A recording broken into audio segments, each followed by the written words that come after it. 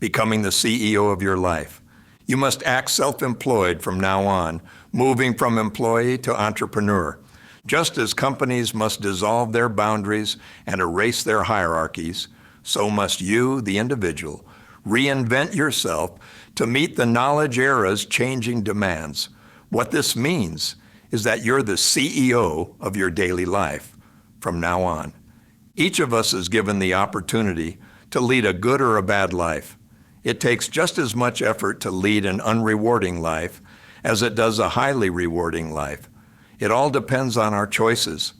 Start thinking of yourself as a service company with a single employee. You're a small company, very small, but that doesn't matter. That puts your services to work for a larger company. Tomorrow you may sell those services to a different organization, but that doesn't mean you're any less loyal to your current employer. Taking responsibility for yourself in this way does mean that you never equate your personal long-term interests with your employer's. The first step is resolving not to suffer the fate of those who lost their jobs and found their skills were obsolete. The second is to begin immediately the process of protecting yourself against that possibility by becoming proactive instead of reactive.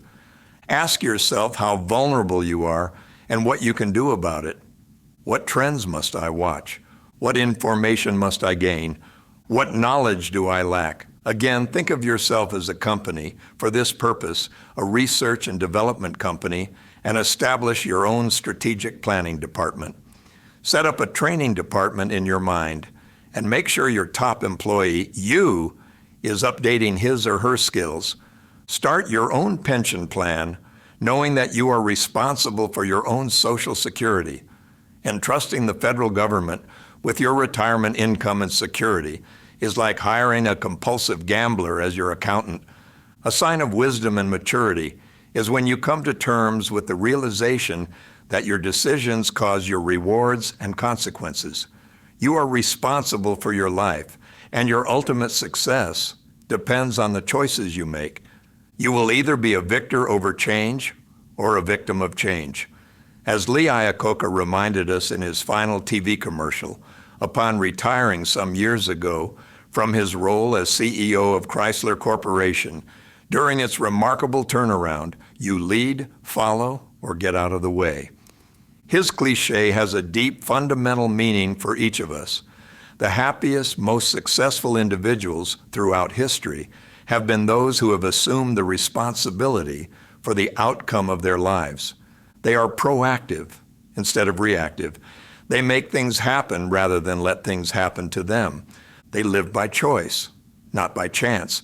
They hold themselves fully accountable for their own actions and waste no time in blame-fixing or excuse-making. I hope somehow my children and grandchildren get the message. If you take the good things for granted, you must earn them again. For every right that you cherish, you have a duty which you must fulfill. For every hope that you entertain, you have a task you must perform. For every good that you wish to preserve, you will have to sacrifice your comfort and your ease. There is nothing for nothing in this world. Freedom has always carried a price of individual responsibility and the just rewards of your own choices. Who's in charge? Although many things in life are beyond anyone's control, you do have more control than most of us are willing to acknowledge. Here are the 12 most important. 1. You control your use of the clock. Time is the ultimate equal opportunity employer. Take control of the time of your life. Time is more precious than money. Get rid of time-wasting activities such as opening junk mail, both paper and email. Make calls when you know the people you want to reach are most likely to be available. Let people know that you have a certain time of day or evening when you take incoming calls. And above all, make good use of your evenings. Evenings are called prime time because the majority of people are watching television. Turn off the TV and invest your free time in education, skill development, computer literacy, and goal achieving rather than tension relieving activities. 2. You control your concepts. Take control of your thoughts, ideas, images, and perceptions, now dominated by a cynical, jaded commercial and political media. Bad news sells. Be a hope merchant and a problem solver. Control your concepts and ideas. Read self-help books, attend life mastery seminars, and listen to success-building audio programs. 3. You control your contacts. Network with successful people who are optimistic, successful, and goal-directed. 4. You control your consorts. You do control your memberships. Join winners organizations, not special interest groups or vigilantes. Form a mastermind network of successful entrepreneurs from different disciplines. Meet once a week in person or via email or virtual conference. Consider installing an internet telephony software on your computer so you can mastermind globally at no cost for the long-distance calls. 5. You control your communications. When you speak, ask questions. Don't lecture. Make other people glad you talked with them. Think in terms of desired results and solutions. When problems arise, begin to muster your resources and communicate with individuals who have successfully solved similar problems in the past. 6. You control your causes. Make your causes positive instead of protests. We have too many critics in the world and very few leaders and role models. Get a lofty purpose and a marvelous vision. Carry your personal mission statement in your wallet and review it often until it becomes second nature to you, like the lyrics to a favorite song. 7. You control your commitments. Always keep your commitments.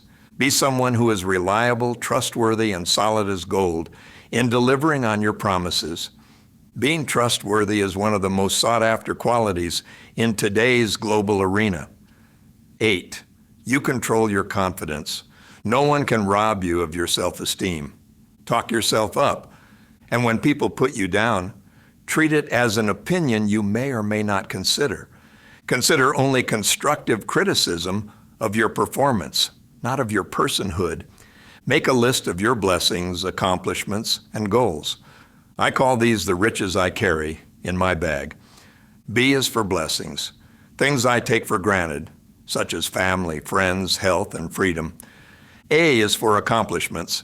Each of us has achieved objectives he or she is proud of. In challenging times, review your winning seasons. G is for goals. Keep your long-range goals in mind, and they will pull you through the tedium of everyday routines. 9. You control your concerns. Be concerned with what you're going to do, not with what has been done.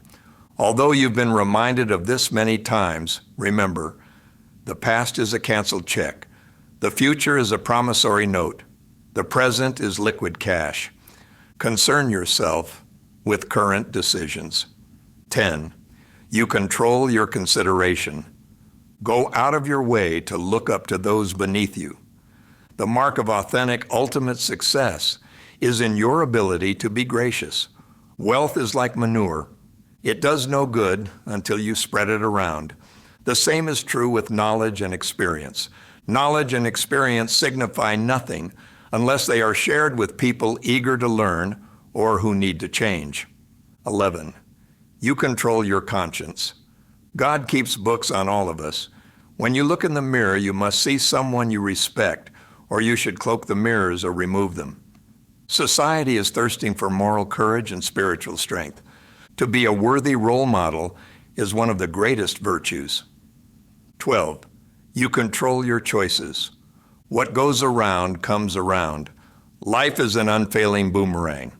One of the best kept secrets of total success is that our rewards in life will depend on the quality and amount of contribution we make. We want to cut taxes, take the great risk, and build our own destinies. And at the same time, we want more security and safety provided by our government. We plead for more protection from crime, but demand less interference in our social habits. But we can't have it both ways. If we want results, we must pay the price. Responsibility needs to be redefined and retaught to this and all upcoming generations. To attain emotional security, each of us must learn to develop two critical capacities: the ability to live with uncertainty and the ability to delay immediate gratification in favor of long-range goals. Inscribed on a bronze monument in Rockefeller Center are these immortal words, which were part of the family creed of industrialist turned philanthropist John D. Rockefeller Jr. Those words he wrote nearly a century ago are as alive and relevant today as they were when he coined them. They are ideally suited for the individual seeking independence and emotional and financial security. I believe in the supreme worth of the individual and in his or her right to life, liberty, and the pursuit of happiness.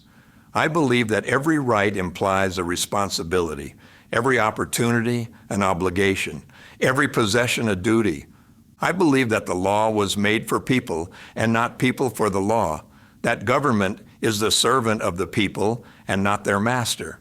I believe in the dignity of labor, whether with head or hand, that the world owes no one a living, but that it owes everyone an opportunity to make a living.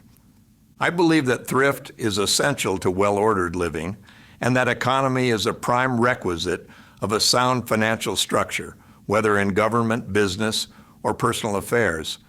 I believe that truth and justice are fundamental to an enduring social order.